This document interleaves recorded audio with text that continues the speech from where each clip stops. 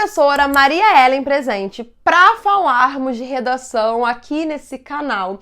Esse é o primeiro vídeo da saga Redação não é criatividade e sim técnica. Eu sei que você está sonhando aí com a sua vaga na federal, com a sua vaga no seu concurso público e você pensa, mas eu não sei escrever tão poeticamente, eu não tenho a mente da Clarice Lispector para conseguir ter aquela tamanha criatividade para escrever o meu texto. Esse conteúdo é para você que tem dificuldade, mas para você que quer passar. Eu separei para vocês aqui várias dicas, várias instruções, toda a parte teórica que vai te ajudar na hora de escrever redação. A redação, ela caminha em dois pilares. Um desses pilares é a prática. Então não adianta você pegar tudo que eu for dizer para ti e não colocar em prática, não exercitar. Certo? Mas a prática, ela só pode ser aprimorada se você busca recursos para se aprimorar, certo? Então, assista todos os conteúdos, maratone aqui esse canal, porque a gente vai te dar muita dica. E não esquece de se inscrever e deixar um comentário do que você tá achando e dizendo também para nós quais são as suas principais dificuldades, certo? E aí, pensando nas principais dificuldades dos meus alunos, eu separei para vocês aqui 5 maiores erros que os alunos iniciantes cometem na hora de fazer a redação. Então eu separei, se quiser, printa a tela, porque eu separei um slide bem legal para vocês e vem acompanhar. Bora lá! Então, a primeira coisa que os alunos cometem bastante de erro é a parte de generalização. Isso é bem comum, ainda mais pensando nos alunos que estão ali no ensino fundamental, que é tudo muito intenso, tudo é para sempre, nada dá para viver. Ó, já estou usando as palavras-chave. Então, qual é o problema de generalizar? Se você não sabe o que é generalizar, é quando alguém fala assim, ó, isso nunca vai dar certo, ou todo mundo erra. O que eu estou fazendo com isso? Eu estou colocando todas as questões em uma só. É uma forma que você acaba simplificando questões que são muito complexas na nossa sociedade. Então, quando você fala que todo mundo erra, eu sei que tem aquela música, todo mundo erra. Sempre maravilhosa, eu amo.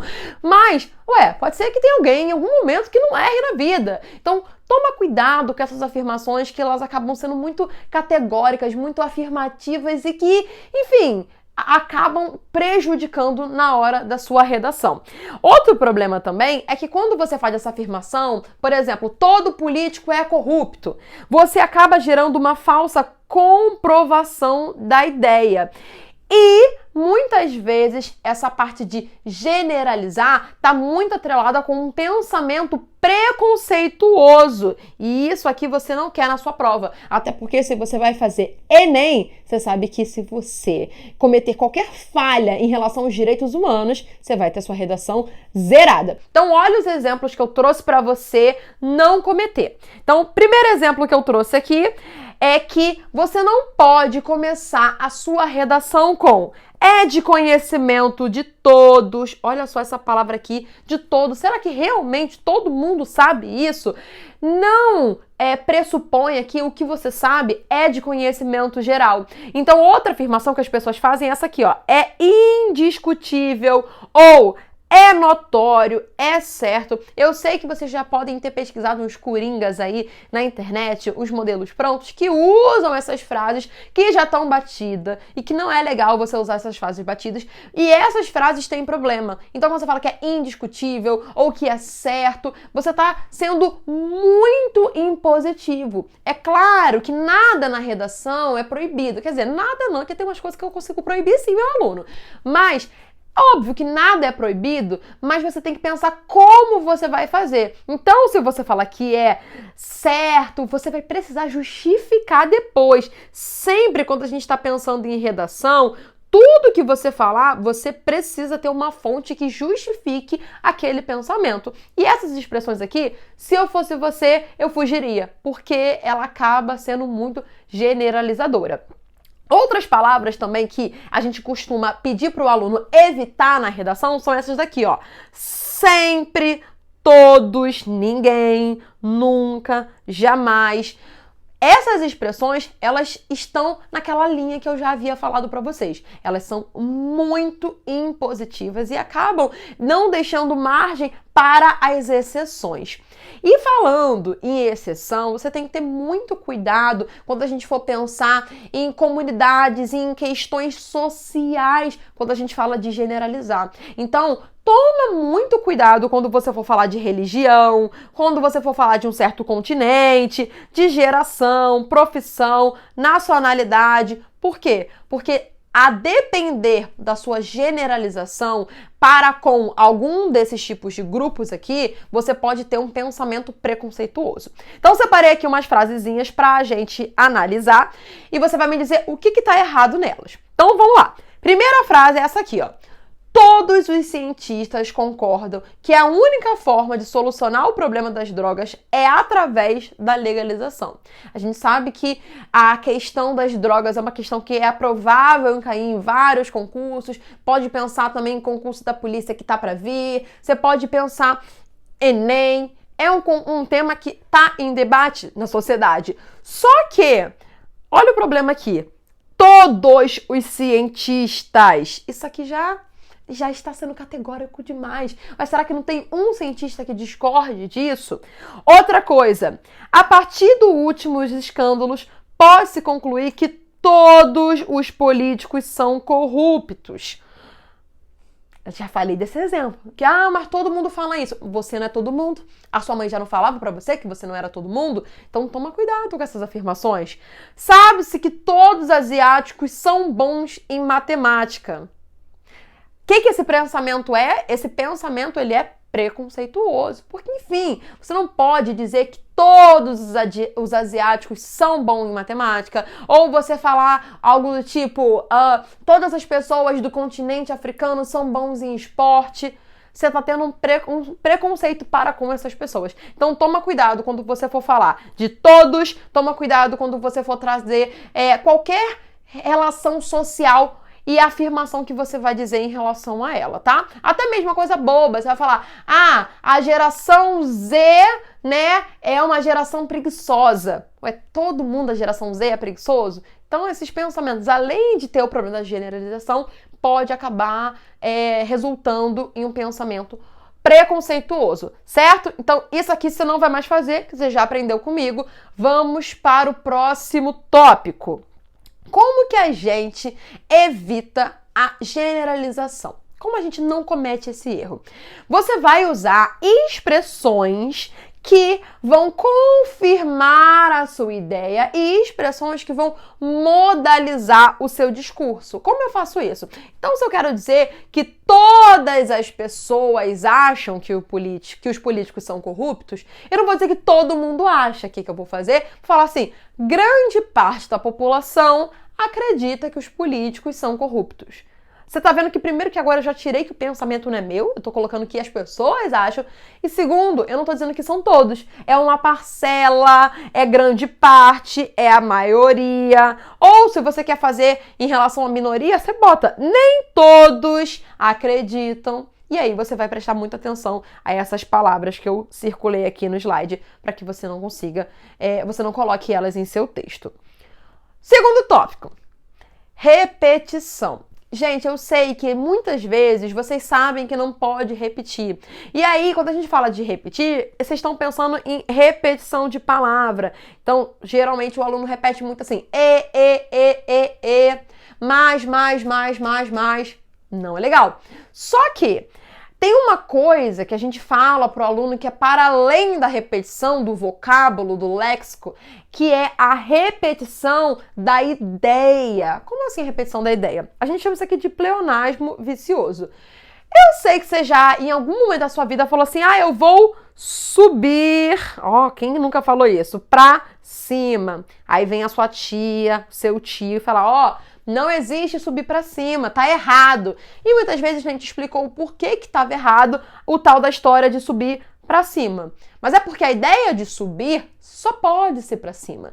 Ao mesmo tempo que a ideia de descer só pode ser para baixo. Então, o que você está fazendo? Você está repetindo a mesma ideia em mais de um termo. Você não está usando uma repetição da palavra, igual a gente falou no primeiro exemplo, mas você está repetindo a ideia. E isso é um desperdício no seu texto e é um vício de linguagem, ou seja, esse vício de linguagem também faz você perder ponto na competência, se for no Enem, na competência 1 e se for em outros concursos, na parte de erro de português. Então você não vai fazer esse tipo de erro. Eu trouxe para vocês exemplos dessa repetição de ideia. E eu quis trabalhar com exemplos que não são tão batidos, porque eu sei que tem uns exemplos muito batidos, como por exemplo, surpresa inesperada. Aí a pessoa fala, ué, se surpresa, você não sabia essa não? Se é surpresa, já é inesperada. Ninguém tem uma surpresa esperada. Ah, porque eu tive uma festa de aniversário que eu sabia da festa surpresa.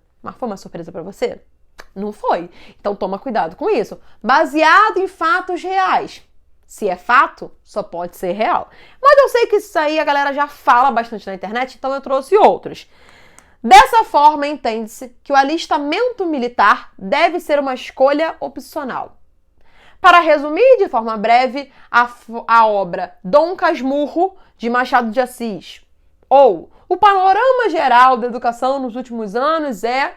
Quero que você me diga aonde tem uma repetição de ideia nesses slides. Pode pausar, printar aí para você tentar pensar. Printou? Então vamos ver aqui quais são as repetições. Ó, primeira, se é escolha, amiga, já é opcional.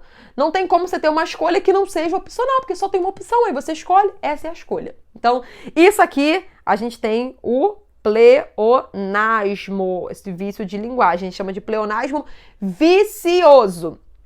Outro aqui, resumir de forma breve. Se é resumir, já tem que ser curto, já tem que ser de forma breve. Não tem como resumir extensamente, prolixamente, porque aí não é resumo. Às vezes eu pego meus alunos fazendo um resumo que não é nada de forma breve. Outro exemplo, panorama geral. Quando você tira uma foto panorâmica aí no teu telefone, ela não tem que pegar o seu quarto inteiro, ou pegar a sua sala inteira, ou o museu inteiro, porque panorama já é geral. Então, além de você prestar atenção na repetição de palavras, você vai ficar atento, vai ficar atenta à repetição de ideias. Show? Bora pro próximo, uso de gírias. A gíria, ela faz parte da linguagem popular. A gente tem 3 níveis de linguagem. Eu posso pensar na linguagem popular, que é essa, quando você tá com seus amigos, você tá na feira, e você fala assim, qual é, fulano? Como é que tu tá? Quem nunca faz isso na vida? Essa é a linguagem popular, aquela que você vai falar num momento bem não modalizado, um momento que ninguém preste atenção naquilo que você está falando, certo? Não tem nada de errado com essa linguagem. A gente tem a linguagem comum, que, por exemplo, nesse momento aqui, eu conversando com você, eu não tô falando como eu estaria falando se eu estivesse na feira, mas também você consegue me entender tranquilamente. Então, eu estou usando a linguagem comum. Essa que a gente usa na maior parte do tempo da nossa vida. E a gente tem o nível de linguagem que é o nível culto. Esse, o qual, já começando a falar um pouco culto, um pouco mais erudito para você, esse nível, de fato, a gente precisa ter mais atenção à NGB, a norma da gramática brasileira, né? A gramática tradicional. Você vai prestar atenção na concordância, você vai escolher palavras um pouco mais rebuscadas, evitar abreviações, certo? Você vai falar coisas que não são tão marcadas quando você está falando na oralidade. E por que eu trouxe essa palavra oralidade? Porque quando a gente pensa em texto, o registro escrito, ele é diferente do registro oral. Então, a linguagem culta, quando a gente está pensando no registro escrito, ela ainda requer ainda mais atenção. Mas olha só, eu falei aqui para você não abreviar, prestar atenção nas palavras, mas não quer dizer que você tem que falar que nem uma pessoa do século XVI. A voz me seque, sa, poder-se-ia, vai usar mesóclise. Não, não é isso. Porque aí você vai estar cometendo um outro vício de linguagem que a gente chama de arcaísmo. ismo, que é quando você usa termos do português arcaico, que já se foi, já foi com Deus. Então, toma cuidado, não é para exagerar usar palavras que caíram já em desuso na sociedade. Mas você vai prestar atenção, principalmente se está fazendo um registro escrito, e isso é muito importante, porque a prova pede linguagem culta. Então, trouxe para vocês aqui exemplos de frases. Por exemplo, o Rio de Janeiro vivencia coisas complexas. Esse é um dos motivos que o Brasil não vai para frente. Ou, falando nisso, tem gente que tem ranço de biscoiteiro na internet. Vamos ver o que está errado aqui? Olha só, o Rio de Janeiro vivencia coisas. O que é coisa? Me diz o que é coisa. Coisa não é nada. Por quê? Porque quando a gente fala coisa, se coisa é, por exemplo, aqui, o Rio de Janeiro vivencia coisas complexas. A coisa seria uma situação? Ou seria uma realidade? Você fala. O Rio de Janeiro vivencia uma realidade complexa. Tudo que você consegue trocar a palavra coisa, você bota num lugar, porque coisa não é absolutamente nada. Então, não há espaço. Lembra que eu falei que não tem nada proibido, mas que eu ia proibir algumas coisas assim? O coisa é proibido. Quer dizer, como eu falei que eu não ia proibir nada, é porque se a gente for parar para pensar, se você estiver fazendo uma redação sobre vícios de linguagem, aí você vai falar aqui um exemplo que as pessoas usam muito a palavra coisa, aí tá liberado. Fora isso, se não for metalinguagem, não usa. Não sabe o que é metalinguagem? Relaxa que a gente vai ter uma aula só para falar das funções da linguagem. Você quer essa aula? Comenta aí e me diga o que você quer para os próximos vídeos. Outro exemplo de pleonasmo que as pessoas usam. Comenta aí no comentário. Se comenta, só pode ser... Aí você completa. Esse é um dos motivos que o Brasil não vai para frente. Primeiro que aqui a gente fez uma contração da preposição que deveria ser para.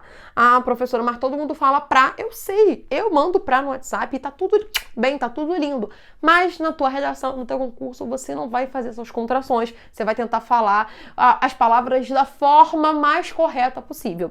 E não é só o pra que é o problema. Aqui, o Brasil não vai pra frente. Eu tenho uma dica infalível. Pensa aquele tio do pavê, sabe aquele tio do pavê que todo mundo tem em casa?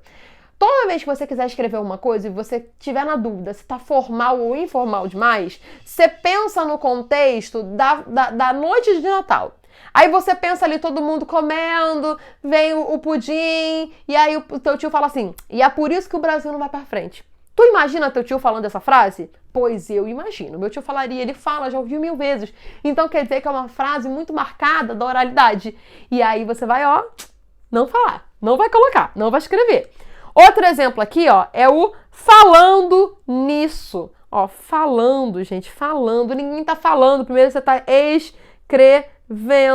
Então a gente já vai não usar vou falar, falando nisso. Não, nenhuma palavra que remeta o falar. E aqui tem outro problema que depois a gente vai estudar, que é o problema do gerúndio, porque as pessoas não sabem usar o gerúndio. E eu vou te ensinar porque isso perde muito ponto na redação. Teu texto fica truncado, dá um problema danado. Mas aqui a gente tem mais problemas. Ranço de biscoiteiro. Isso aqui, ranço era uma palavra que eu acho que já tá um pouco fora de moda. Mas a gente for parar pra pensar, nos últimos 3 anos, se você tá assistindo esse vídeo agora em 2023, lá pra 2019, 2020, a galera falava ranço pra caramba. Hoje em dia eu acho que ela tá começando a sair de moda. Me diz aí se você ainda usa a palavra ranço. Tinha até blusa, ranço, lembra? Cafona, hoje em dia eu acho meio cafona. Então, essa palavra é uma palavra que é uma gíria. Igual o biscoiteiro. Biscoiteiro é aquela pessoa da internet que fica postando foto, sabe, dando um close. Às vezes eu sou meio biscoiteira. Depois você me segue lá na rede social, @eusoumariaellen. Mas essas palavras aqui, dentro de um contexto de internet, elas são lindas. Mas na sua redação não vai ficar legal. Então isso aqui a gente, ignora, certo? Bora pro próximo erro, que é o quarto. A gente já tá quase no final. Uso da primeira pessoa do singular. Quem é a primeira pessoa do singular? Eu, Maria Ellen, mas você que também está assistindo esse vídeo. Eu. E não só com o pronome, tá? Não só com o pronome, mas também quando você conjuga o verbo. Então você fala assim, eu acho. Professora, então é só não botar o eu só bota assim, acho. Não, porque o verbo ainda tá com a desinência, né? As desinências modo temporais que estão marcando que isso aqui tá na primeira pessoa. Olha só, primeira coisa, no texto dissertativo argumentativo, a gente prioriza, o que é sempre solicitado, é o uso da impessoalidade, ou seja, você não vai se colocar como um indivíduo único cidadão dentro do seu texto. Você meio que vai falar num tom que a gente chama assim, é o tom jornalístico. O que é o tom jornalístico? É como você vai pensar, quando você lê uma notícia do portal do G1, você não está lendo o que o Ezaquiel acha, você está lendo o que a população pensa, é um senso ali de percepção sobre um determinado assunto. E se só vira um pensamento de Ezaquiel, eu vou descredibilizar aquela informação. Porque, se é só a opinião de Ezaquiel, pouco me interessa. Agora, se não, se é um texto que está discorrendo e aí ele não tem uma pessoalidade, não é uma pessoa que está falando, a gente tira essa pessoa, mas algo que só é o texto que fala, aí esse texto acaba tendo um pouco mais de credibilidade, digamos assim. Então, evite a primeira pessoa do singular no seu texto. Mas quer dizer que você nunca, a gente falou aqui que a gente não gosta dessa palavra, nunca, de proibir. Nunca posso escrever na primeira pessoa do singular? Não é que você nunca possa. Então, por exemplo, se você está pensando numa redação, pensa na UERJ, pensa em outros concursos, às vezes concursos de 9º ano, colégio militar. Às vezes tem concurso que sim, vai pedir uma carta, ele vai pedir um gênero textual que você vai precisar se incluir.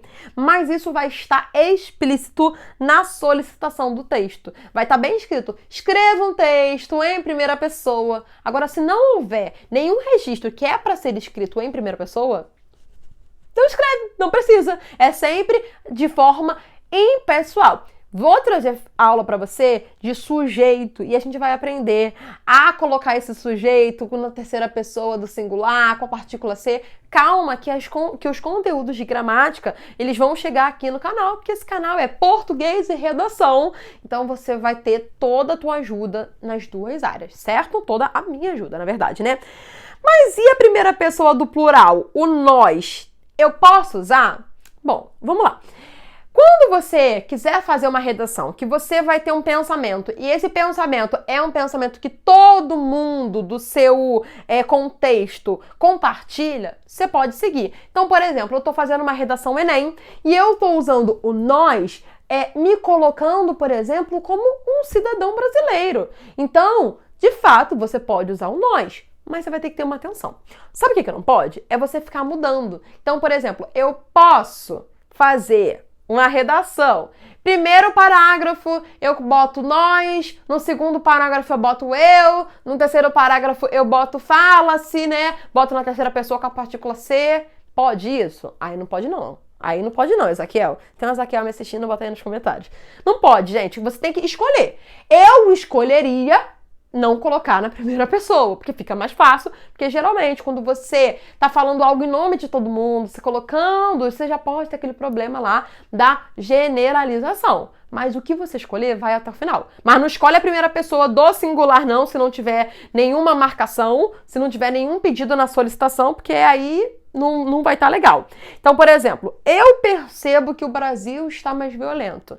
Está fazendo uma redação que é uma redação dissertativa argumentativa. Você vai trocar isso aqui por percebe-se que o Brasil está mais violento. Só que, por exemplo, não adianta só você falar que percebe-se que o Brasil está mais violento. Você precisa trazer fontes e dados que justifiquem aquela sua teoria, porque aí, de fato, você vai ter credibilidade. E quando a gente fala de texto dissertativo e argumentativo, o argumentativo é convencer alguém da sua opinião, a sua tese. Então, como a gente convence? Trazendo dados, trazendo fonte. Então, eu troquei, por exemplo, aqui, por eu percebo que o Brasil está mais violento, por com base em uma pesquisa conduzida pela Grant Thornton em 2023, observa-se que as mulheres representam 38% dos cargos de liderança no Brasil. Isso indica um crescimento significativo na presença feminina em posições de chefia, considerando que em 2019 essa proporção era de apenas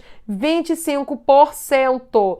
Então, nesse caso aqui, ao invés de eu falar, o Brasil está mais violento, ou aqui eu poderia falar, no Brasil as mulheres estão ocupando cargos de liderança. Poderia falar isso.